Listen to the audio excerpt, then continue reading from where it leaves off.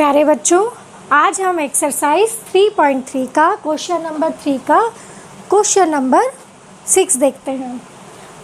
Question number 6 है 5 वर्ष बाद जेकब की आयु उसके पुत्र की आयु से 3 गुनी हो जाएगी। 5 वर्ष पूर्व जेकब की आयु उसके पुत्र की आयु से 7 गुनी थी। उसकी वर्तमान आयु क्या है? तो हाल में हम सबसे पहले मानते हैं कि जेकब की वर्तमान आयु x वर्ष तथा उसके पुत्र की वर्तमान आयु y वर्ष है। चूँकि यहाँ पर दिया हुआ है 5 वर्ष बाद जेकब की आयु, तो हम इसको इस तरह से समझेंगे कि यदि किसी बच्चे की आयु अभी वर्तमान में यदि 10 वर्ष है तो 5 वर्ष बाद कितनी होगी? 15 वर्ष। कैसे हमने निकाला है? इसे 10 में हमने 5 जोड़कर निकाल लिया कि वो 5 वर्ष बाद 15 हो जाएगी। तो इसी तरह हम क्या करते हैं, 5 वर्ष बाद जेकब की आयु, हमने वर्तमान आयु मानी है जेकब की x वर्ष और उसके पुत्र की आयु मानी है y वर्ष। तो हम इन दोनों में 5 जो है 5 प्लस कर देंगे तो जेकब की आयु आ जाएगी x + 5 वर्ष और उसके पुत्र की आयु होगी y + 5 वर्ष। अब प्रथम शर्तानुसार है कि 5 वर्ष बाद जेकब की आयु उसकी पुत्र की आयु से 3 गुनी होगी। तो 3 गुनी का मतलब है कि हम उसमें 3 से मल्टीप्लाई कर देते हैं। इसमें कहा जेकब की आयु, तो हमने जेकब की आयु 5 वर्ष बाद की निकाल ली है, तो वो आया x + 5 और उसके पुत्र की आयु है y + 5। तो जेकब की आयु उसके पुत्र की आयु की 3 गुनी हो जाएगी।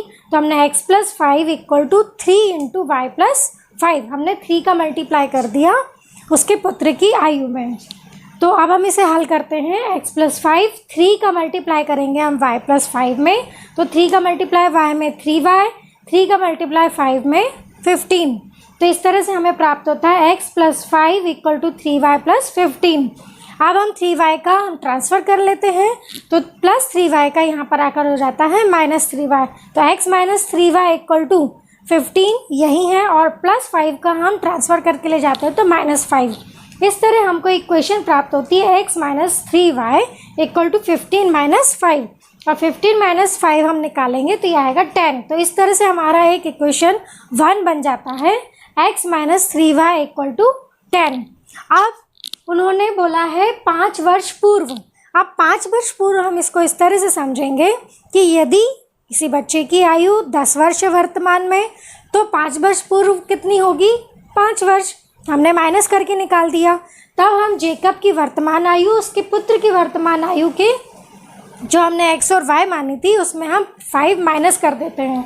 तो 5 वर्ष पूर्व जेकब की आयु हो जाएगी x - 5 वर्ष, उसके पुत्र की आयु हो जाएगी y - 5 वर्ष। तो द्वितीय शर्तानुसार हम देख लेते हैं कि 5 वर्ष पूर्व जेकब की आयु उसके पुत्र की आयु से 7 गुनी थी। तो हम 7 गुनी का मतलब है कि हम उसको 7 से मल्टीप्लाई कर देते हैं।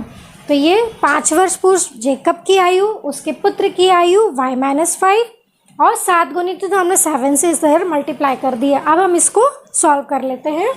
x - 5 = 7 का मल्टीप्लाई हम करेंगे y - 5 में, तो 7y - 35 आया।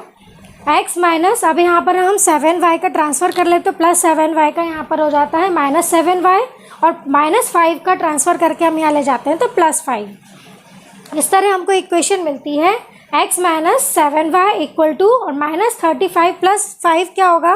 35 में से हम 5 माइनस करेंगे तो 30 आता है और चूँकि 35 जो है हमारी बड़ी संख्या है इसलिए उसका हम चिन्ह लगाते हैं माइनस।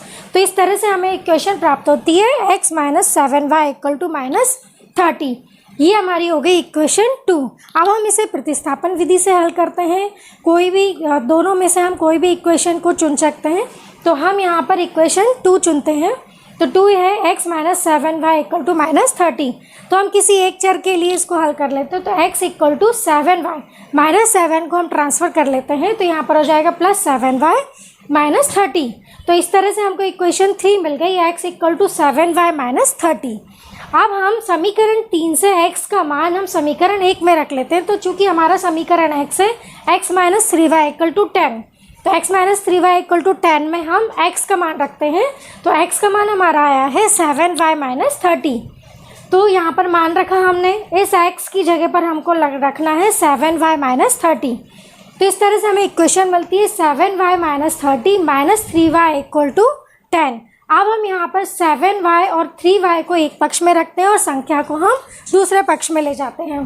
तो 7y minus 3y equal to minus 30 का ट्रांसफर होकर हो जाएगा प्लस 30।